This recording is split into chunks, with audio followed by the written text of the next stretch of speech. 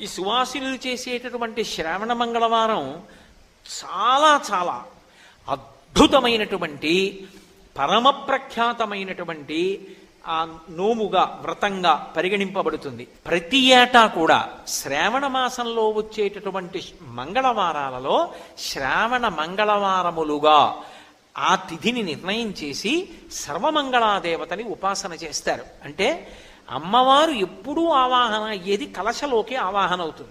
అథవా గౌరీదేవి ప్రతిమ ఇంట్లో లేని ఏ ఇల్లు ఉండదు.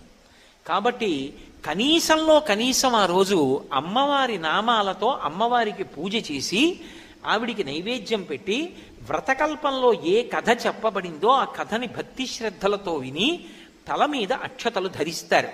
అటువంటి సర్వమంగళాదేవతని ఉపాసన చేస్తే ఏమవుతుంది అంటే ఆడది తన భర్త యొక్క జీవితాన్ని కాపాడుకుంటుంది.